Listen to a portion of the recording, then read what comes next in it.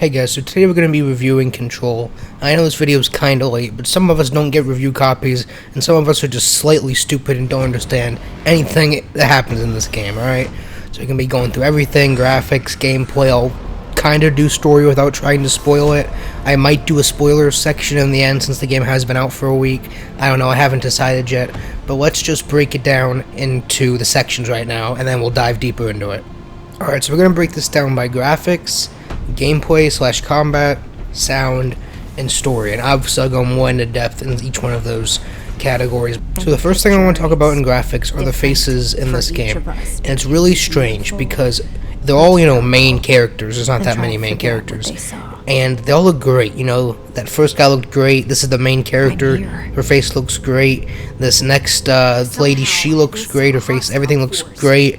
But then there's some characters that are just as important as all these other characters. And there's a couple of them. There's probably 2 or 3. And by no means do they look like absolutely terrible. Just everybody else looks so good that they stand out for just looking average. So let's just move on to the environment, just like what you're going to be seeing the majority of the game. Obviously the cutscenes look great, but just like the in-game graphics, right? Look at this lighting in the Ocean View Motel, right? It looks great, and this is all throughout the game. This is just one of the best examples of it. It's not too dark to where you can't see, although this game does have that problem, but it's not overly bright to where it looks fake. It looks absolutely great. Another example, I'll try to show this without spoiling anything, but this flamingo mission. Absolutely no context at all, just the flamingo mission. People who have played the game will know what I'm talking about. I'm not crazy. But this, just like this lighting. Now, ignore me failing this over and over again. But this looks insane. And shit like this, the blues, the purples, the reds, especially the reds, are just all throughout the game. Most games have a problem with these God Ray effects. What they do is either do them really poorly, or they do them good, but they use them so much to show them off you get tired of looking at them. Now, this game uses it a decent amount, but it's not overused to the point where you get tired of it. And it looks so good that you're just freaking jaw-dropped at the graphics every time you see this game's lighting shown off. Now, this is perhaps my favorite part of the game. The destruction engine in this game is absolutely fantastic. You destroy stuff in other games, maybe you have a little bit of destruction, and it just disappears after a second or two. Now, the big chunks, disappear, or else your game would be crashing constantly. But look at, the destruction of these walls and all of the glass. Look how much of it stays on the ground. The whole map is like this. You can destroy so much stuff, and especially when you get to higher levels of combat, just the pure destruction that you can cause. Even the enemies will cause just huge levels of destruction, and that's what makes the enemies look threatening. You see all this destruction they're causing to the map, and you don't want to fight them because you can get your ass kicked. And then before we transition into the bad of graphics, the explosions in this game look great, but I just want to get that out of the way. But this game has a frame rate problem, and it's not all the time. It's just explosions, large groups of enemies, and then it has this problem where anytime you come out of the pause menu, you just fucking absolute shit frames for 10 seconds. So it's not distracting, it's not that, bad, it's not just cause 3 bad. Pretty much every single time you play the game, you're gonna have 10 frames, but if you throw a forklift at people, if you're pausing the game constantly, you're gonna notice your frames dropping. And one last thing for graphics, I'm a big fan of these titles, don't know why, just love them. Alright, let's move on. So next we're going to do combat over gameplay, and this combat, let me show you the beginning of the game combat, and I honestly hated the combat in the beginning of the game. I just wished there was no combat and you just walked around and did your thing. I really hated, probably till about, there's 10 missions in the game, till about mission 6. The combat's pretty stale in my opinion. It's not, it's not bad, it's just boring. There's nothing interesting about it. But then I'll try to jump to the end, try to find a fight that doesn't spoil anything, and you literally become a god.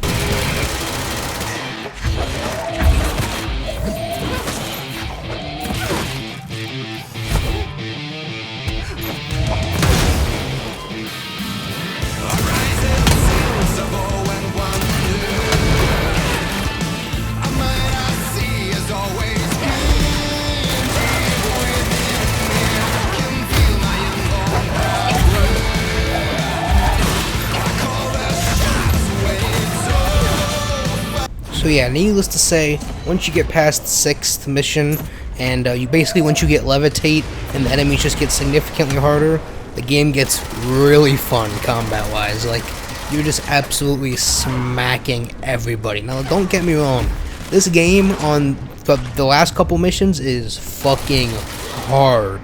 And there's no difficulty settings in this game. There's only one difficulty. I mean, I would consider myself pretty good, but fucking I spent like 4 or 5 tries, so it gets difficult. So the gameplay loop in this game involves 3 things. What you just saw, all that combat, these puzzles, which we're gonna get to, right? And then kind of just walking around and discovering where to go and kind of discovering the map, Batman Arkham Asylum style. The map is kind of very similar to that. And so these puzzles range from, like, you can do them in a couple of minutes to watching the YouTube tutorial 14 times and not understanding. Now, I only had to watch the YouTube tutorial for one of these, right? But, I mean, some of these puzzles are just so complicated and so random. Now, obviously, this one that I'm showing you isn't that hard, but just some of them are so random that it gets absolutely crazy, and it makes no sense when you figure it out, but you do figure it out eventually, and it feels great. But it has plenty of puzzles, and it's not just like, you know, 3 or 4 puzzles. There's a lot of puzzles in this game. It has the good combat later on in the game, and then the walking and kind of getting lost part's frustrating, but eventually you get used to it and you find out what you're doing and where to go. So all of that combined with cleansing these control points, which are your fast travel points, your checkpoints, along with picking up documents for just like further information and more lore heavy stuff, really makes up the central gameplay loop of Control, and it's actually pretty solid once you get into it and kind of figure out, you know, get your footing. So next is sound. I'm just kind of listening to like the ambient noise in the background, some of the impact hits, some gunshots, the lines from our main character, and just some of that stuff. I'll make a little compilation of just the sound bites throughout the game.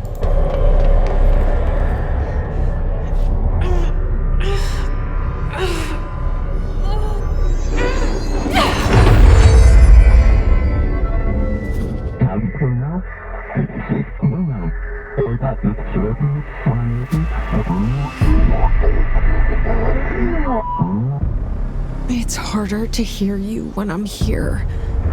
It's like the channel's been changed. The board's in charge here. They're pyramids in Bureau Seal. Are they really the ones pulling the strings? I'm not their director. I'm no one's director.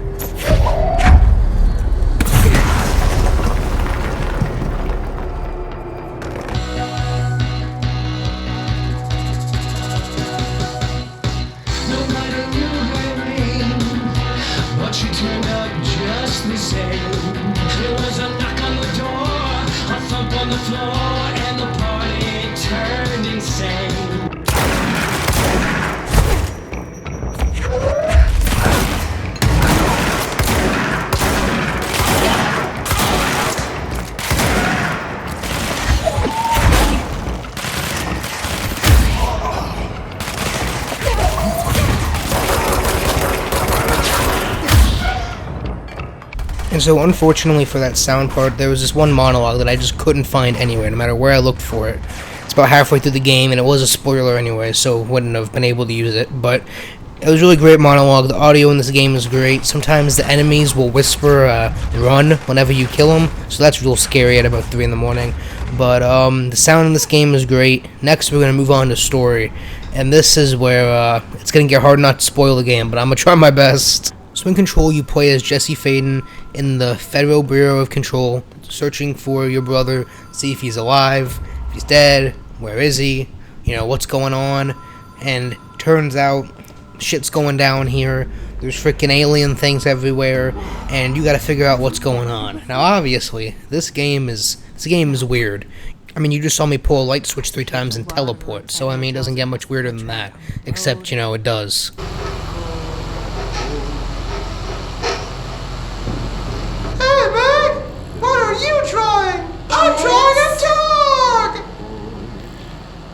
I'm drawing the pyramid. The what? The pyramid.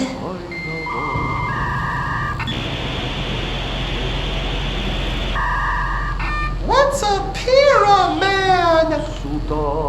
The Black Pyramid. It's in the astral plane. So needless to say, this game gets weird, but for the majority of the game, it's kind of got that scary, you don't mystery, you don't know what's going on, there could be anything behind any corner kind of tone.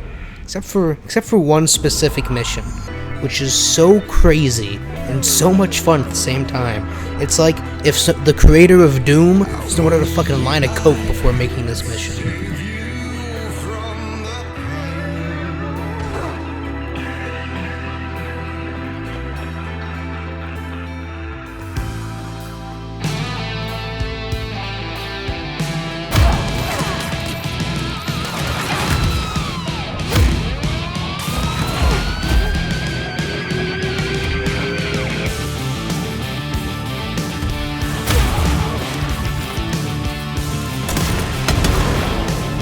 This game has you walking around collecting documents, which you don't need to do, but I found them a lot more desirable, I guess, or entertaining to read, watch, and listen to than in other games I've read and listened to and watched all 180, however many of the collectibles that I got.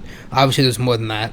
But, because there's main missions, side missions, so you get all kinds of collectibles, and they kind of just explain stuff better. I mean, this game is broke down to so many acronyms. You got AWEs, FBCs, OOPs, like, there's just so many acronyms you gotta know, and so much you gotta keep up on, that just the documents help you keep up with everything so you can follow along in the story.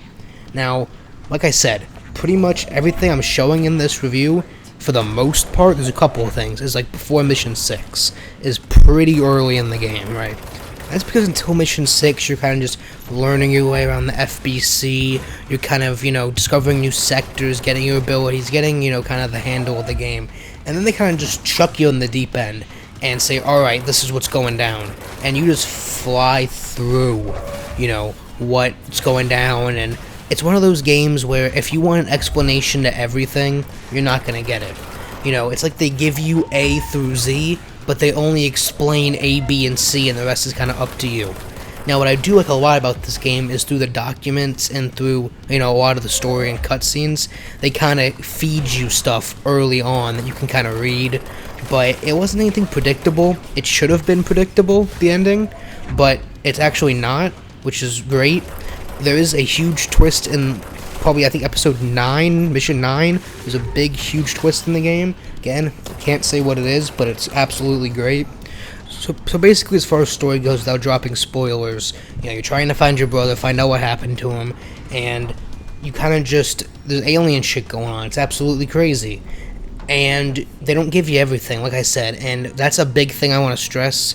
If you want to know every detail, if you want to know why this rock is flying, why this thing is this color, why this alien looks like this, you're not going to get that.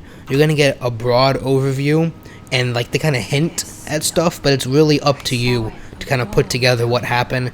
And they drop you hints, but like I said, you kind of got to figure that out, and if that's going to upset you, they're not going to hand feed you just the explanation for everything, then you might not like the ending of this game. And it's a long game. I mean, I did every side quest, and I probably put around 20 hours, maybe more. This game doesn't really have a time played on Xbox, but I put 3-4 hours on it a day, and I've been playing it every day. Now, this should go without saying. I mean, we're 14 minutes into the review now, and I mean, this should be pretty obvious, but if you don't like story games, if you don't like sitting down and listening to just dialogue for 5 minutes straight, piecing together clues from documents to find out the story, if you're not driven to know what's going on, then you're gonna get bored. The first 12 hours, maybe 10 hours of this game, depending on how stupid you are and if you get stuck like I do, it can be boring. The combat's slow at the beginning, and it's just a long stretch until you get to where things pick up. But you got to be interested at the subtle hints they're dropping you. If you don't really play a lot of story games, if you don't really like story games, then this game might be a little too slow for you. I don't know, that's going to be a call you have to make, but overall, I really like Control. I don't like it as much as Quantum Break. I think that the combat in Quantum Break is just better through the whole game. It's more solid. but the story in this game is really strong, along with just kind of the freaky nature of it and all of the paranormal stuff kind of bumps it up a couple. Like, it's just so confusing, and the way they can explain it to where, really, if you think about it, it doesn't make any sense, but it makes sense, just kind of blows my mind. You know, if you haven't checked this game out already, I definitely suggest checking it out. I mean, if we're being honest, in the 2019, you know, the era that we're in right now, we don't get a lot of just story games, just hard, focused story games. No loot boxes, no microtransactions, no multiplayer, just hard, focused story, beginning and tell a story, give me a theme, you know. We don't get a lot of that, and this is probably one of the best ones we've gotten in a very, very long time. So with that said, we're going to end the review here. Make sure you check me out on Twitter, on Twitch, follow the boys and the links in the description. You know, everything's down in the description. And if you've played the game, stay for like another minute and we'll talk about some spoiler stuff. But if you haven't, definitely go ahead and click off now, because you don't want this part ruined for you. And see you guys later. Possessed by the hiss. Alright, so if you're here right now, I've assumed you finished the game, so this is your last warning. Alright, here we go. You know the part after, like, mission 9, whenever, like, the credits roll and you get infected and the credits roll, and then freaking the game's not over? That shit was fucking crazy. That is one of the best twists I have ever seen. Like, I literally almost shut my Xbox off, because I was like, that's stupid. I was so mad. I was like, that's how it ends? That's really stupid. But that's not how it ends. So, that is great. Now, you know, you could imply that, you know, the whole director thing was just, you know, you getting persuaded by the hiss. The whole game, you're, you know, in this hiss manipulation. But whatever. That's that. Second thing I want to talk about is that I was kind of talking about it in the non-spoiler section earlier, that they hinted stuff really well in this game, and I don't know, you know, if it's just me drawing too much into it, but like the whole dream thing that Dylan talks about and then it happens later is great. The whole part where every time you come through the Ocean Motel or whatever, Ocean View Motel, you come out onto those walkways, and each one of those walkways is a connection to the Ocean View Motel, and they kind of draw, well, what do these other doors lead to, and they just draw a lot of lines that they don't exactly explain and let you think, you know, on your own. And, you know, they kind of left it on a cliffhanger for a second one. You know, I wouldn't be opposed to a second one as long as they don't slaughter it, but I guess we'll see in the future. But alright, this is running along. That's really all I have to say for now. If you guys disagree, agree, try not to put spoilers in the comments, but if you have to, put like a spoiler warning or something on it. But that's it, and I'll see you guys on the next one.